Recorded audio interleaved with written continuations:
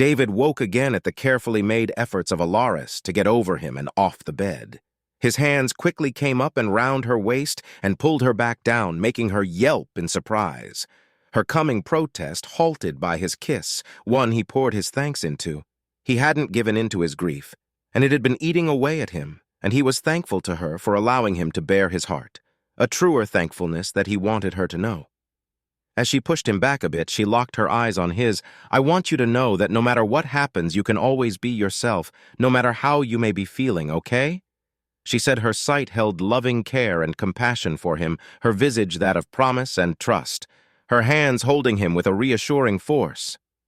David smiled. How could he not? She was indeed the woman he loved. And in a moment of weakness, she had given him security to weep, to grieve a death 7 years old, a grief that had festered in his heart, and she held him. "Of course, my Zanno, I am sorry for doubting your love and hiding this from you," he said, his voice still a bit sore, but his emotions carried all the same. "And if and when you need such a relief, do not fear my embrace." She caressed his face with a hand and smiled wide. "I will remember that, my love." She leaned in again and kissed him, a comfort to his damaged soul taking hold. "Now I am hopping into the shower, and you need one too. Also, you have a few messages," she said as she pointed to the terminal by the bed and left for the shower. David watched her for a bit, the gentle sway in her steps, and the calm swinging of her tail told him she knew his gaze was on her, and she enjoyed his attention. But her quick glance his way told him to focus, to check his mail before doing anything else. So despite his desire to join her, his eyes shifted to the terminal, and he opened his mailbox. "Good news. Ish Angela Villa Combat Medic, GEV 105. Hey, so it looks like you can head over to the Scythe to see a Dr. Graham Fairdale. They said that they're interested in your eyes and would be happy to help you. I have sent attachments to give both you and Alaris clearance to get to him. Just ask one of the pilots to take you. Have fun. Request for mentoring Keonis Keonarno, Subcommand Staff, GEV 105. Good morning, Kusafane David Solomon of Clan Hinkarno. I would like your permission to be tutored by yourself. I had seen your struggle with the ravages of rest, and your mind remained focused on your task. I have also seen your handling of the trial of Yayuli. Based on these events, I have concluded that you would be the best mentor I could have to teach me the ways of being a warrior, so that when my time comes, I can stand boldly and proudly to serve my clan and people. If you would allow this, I will be forever grateful. Your eyes, Graham Fairdale, PhD Cybernetics and Prosthetic RHS Scythe of Dawn. Hello and good morning. My name is Graham Fairdale. I got a request for contacts from your combat medic. I understand that your eye now reflects most of the outside world and has left you unable to express yourself fully. I'll be happy to start the process with you and any loved ones you may have. Your Lieutenant Villa should have sent you the necessary paperwork. Please have them on you when boarding the Scythe. I look forward to meeting you." David read his messages once more to make sure he wasn't dreaming and turned to face Alaris as she walked back out, a towel held carefully around her. "Hey, Alaris, Keonis asked me to mentor him, and to be honest, I don't know if I should. What do you think?" he asked, his one hand supporting him as he twisted in his sitting position. Her ears twitched to him as he spoke, and her visage shifted a bit while her hands found clean clothes. "I am not sure. He has never shown much interest in being a Mishra or anything. Out of most of the males aboard, I would say his drive to do anything is subpar at best and pathetically lazy at worst," she said, as she found what she was looking for and started drying off carefully, inadvertently causing David to stop listening. Her fingers snapped, bringing him back. His eyes blinked. "Sorry, it's just you are so beautiful," he said quickly, trying to cover his actual thoughts. She smiled but started to get dressed. "Where did I lose you?" she asked as she pulled a clean towel for him out of the closet. "Pathetically lazy?" David said back. "Right. Yeah, he is, but if he has gone out of his way to reach out, it could mean he is actually going to try," she said as she sat beside him, her hand pulling him in a bit and taking him off balance for a kiss. "Now, take a shower," she let him drop on his back. "So, you think I should give him a try?" David asked, as he stared at the ceiling. "It is your decision, but I support it," she said back, her arm supporting her as she felt his chest. I think I'll decide on this later, but in more pressing news, Angela found a doctor on the side that will help, and you can come if you want, David asked as he looked up at her, his curiosity at her decision plain on his face. She seemed hesitant for a few seconds. I think I would like that. It may be hard for me to move. Your people keep the artificial gravity at the Earth standard, right? She finally says, her face showing a bit of concern at the idea. Yeah, but his office should be a good bit away from the generator, so it shouldn't be too heavy for you, David said as he leaned up and rolled over, resting his head on his crossed arms. Plus, I want you to add your input on the new look. I want you to be comfortable with what I get. He felt her hand run through his hair, the stroking soothing a part of him that still wanted sleep. Yeah, I think that is a wise decision, and I'd like to keep you from getting something that is weirder. You mainly want a point to focus people's attention on when they see your eyes, she said as her attention shifted to his back, and her fingers felt a particular scar with a bit more focus. Knowing you would get little black dots if I am not there. David let out a chuckle and slowly rose up and got off the bed. Yeah, I don't think I would do that, but the thought of reptilian eyes sounds fun to me right now, he said, before turning around and leaning in for a kiss. But I want you to like them most of all, my love. She pushed him back a bit. Yeah, not happening. No lizard eyes for you. Now go shower. I have my own messages to check, she said with a smile and turned to the terminal. David felt her glance at him as he walked away. Today would be an interesting day. While he showered, he thought about the past few days. He wasn't sure if anyone had realized that the aggressors were human, but that didn't matter. That crazed commander, they had all but announced that he was human, not like he didn't leave clues. But human terrorist is an unfortunate byproduct of Earth and Eden, but they normally don't get past the Republic military. He stepped back out soon after, his eyes settling on Alaris, who was sitting cross-legged on her bed, typing something up on her terminal, her tail waving back and forth with excitement, an enthusiastic smile curling her lips, and her eyes fixated on what David glanced was a chat channel with more than a few active members, but he would let her have her secrets. So he went back to getting dressed. "David!" Alaris yelled. Her eyes locked on him, and her face showed surprise and joy. "Do I get to wear white?" Her excitement at the reasons lost on him for too many seconds. His understanding of her excitement was akin to a deer in headlights again. Her kind saw white as a marker for celestial care and protection. The act of wearing it was reserved for the priestess of their goddess. She, as a part of one of the warrior clans, would never get a chance to wear it, and her laws wouldn't allow her to even purchase that color of clothing. But there is an exception. Cultural traditions of a different race, and this was that she would be allowed to wear white as the tradition she will be a part of called for her to wear it. David broke into a wide smile. Yes, and you get to keep it as a memento of that day. Alaris's smile grew wide in wondrous excitement. She would have a real reason to possess a white article of clothing. Really? Oh no, yes, no. I am thinking I should have done this wedding thing from the start. David stood as he finished sliding his boots back on. Yeah, maybe, but I like the way we went. I love you, and your culture is just as important as mine, so the channel is you and the humans' nose? David said as he sat beside her.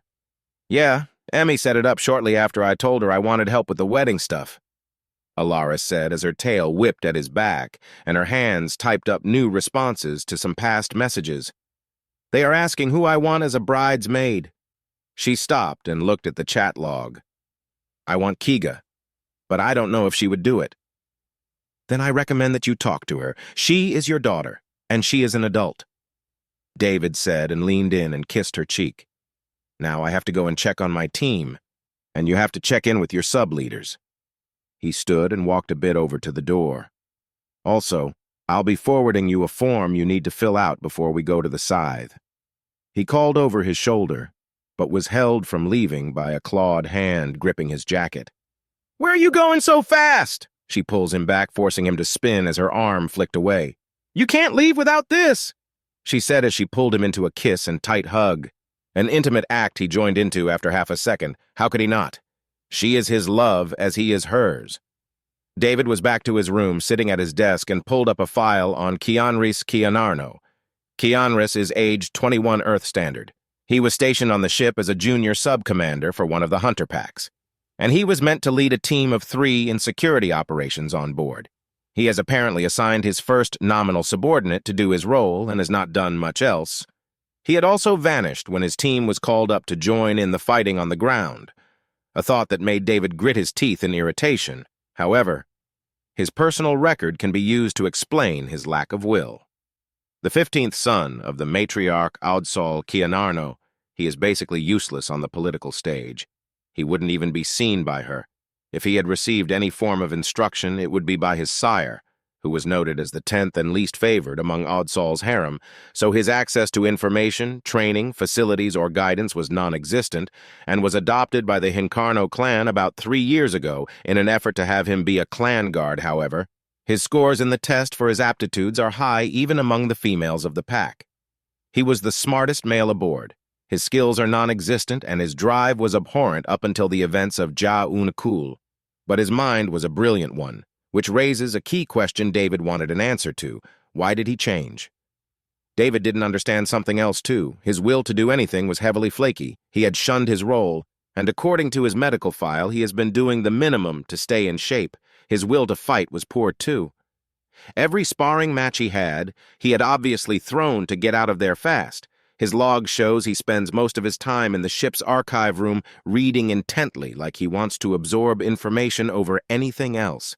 Yet when David had approached Alaris with his visor off, an event that had left others of his kind mostly frozen, he had stood and got in his way, and the only factor that David could think of for such willingness to fight was Alaris, his pack leader. David didn't like unknown reasons, so he sent the young Zondrafane a summons and closed the file. His door chimed a few minutes later, and David waved his hand to have the AI open it for him. Keonis walked in and came to attention before taking a greeting stance as if he was addressing Alaris, arms crossed over his chest, and he tilted forward a bit at the hip, eyes down. Keonis Keonarno, reporting as summoned Kusifane of Alaris Hinkarno, he said clearly. David stood up and took his visor off, placing it on the table as he turned to face the young man. "No, if I am to tutor you, you will address me as a sir. Understood?" David growled before walking around to the left side of Keonis. "Also, you can relax. I just have some questions I need answers to." Keonis straightened out and glanced his eyes to David before the instinctual fear rolled in again, his ears flattening back and breathing slowly raising, tail curling away from David. "Yes, quai, sir." His voice shook a bit. David took the chance to actually study the Zondrafan. He is about 5'2", and is likely to be about 6 if he stood with his legs stretched out. His overall form was a bit lacking, no real muscle mass or even definable tone. His fur was a light blue shifting to gray, and his hair was about the same color, with wolf-like blue eyes. "Why did you stand up to me in the mess hall?" David said after a few seconds in a stern voice. Keonis took a deep breath, an effort to think rationally about the current situation before he speaks. "I don't know. I realize now that you are not a threat, but at the time I didn't think about it. I was scolded by Jilris after, however. If I had to reflect on it, I think it was because I wanted to stop you from hurting her." "So you admit you were going to attack for little more reason than to protect Alaris?" David asked as he walked around Keonis. "I thought that your kind's men are not meant to show aggression unless you are ordered to by your matriarch or in her defense. So why did you do that anyway?" Keonis swallowed hard at the realization of his admission, a taboo for his kind.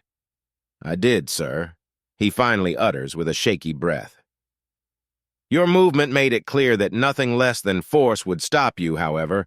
No one was going to give the order because they were all waiting for Alaris, sir. And you thought you knew better than your pack leader," David said pointedly.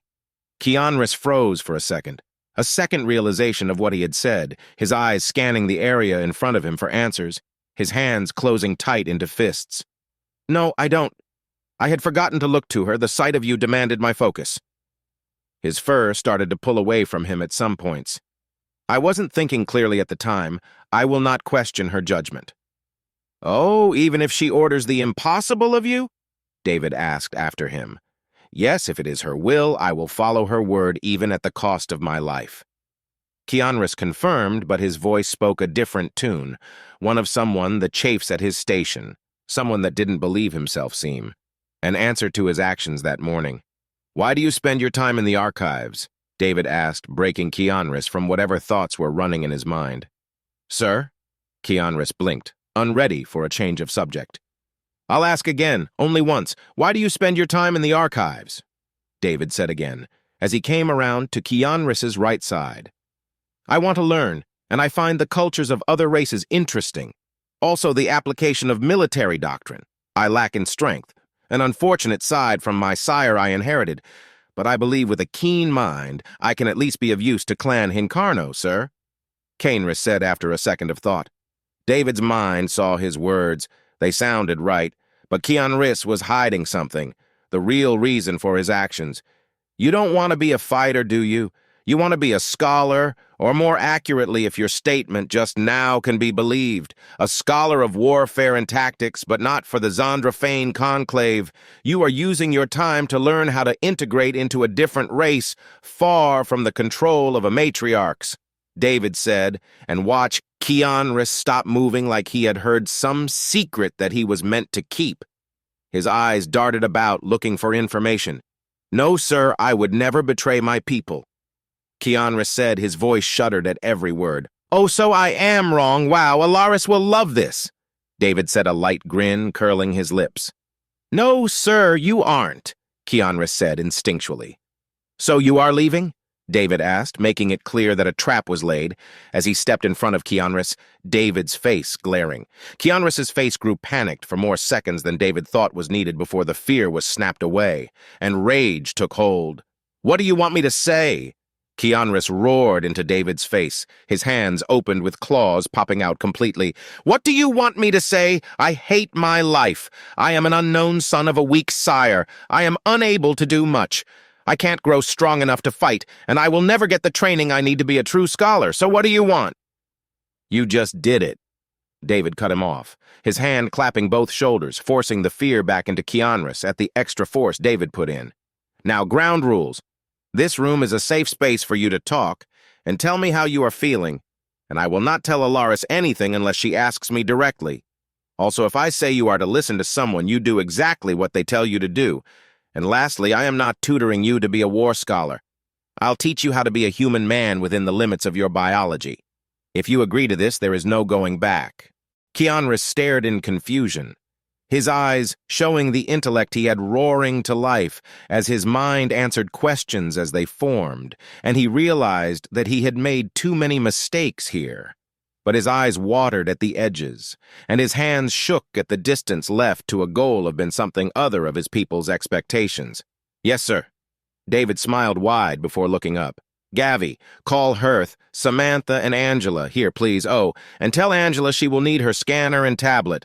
Request sent? They are on their way," the AI said after him. David let Keonis go as he turned and scooped up his visor. "Okay, the first thing is you need to get fit. Not because your kind wants you to be, but for yourself. Hearth will be your guide." He turned back once his visor was placed right. "Also, Angela will check you over and see if you have any issues and the limits of your biology. Samantha will teach you combat styles if you hold back against her." David closed in a bit, watching the young Zondrafane carefully. "She will tell me then you will have to fight me, and I won't hold back until she says you are competent, then you are not to skip anything." David took a step back again and waved at the door. "We will have weekly conversations about any subject you want. No subject is off limits. Lastly, you are to start doing your job. No more skipping to go read. Got it?" he said as Hearth, Samantha, and Angela walked in and stood around Keonis, boxing him in. Keonis looked around at the four humans, fearful of the women more than men, a byproduct of his culture. But he summoned the words he needed. "Yes, sir."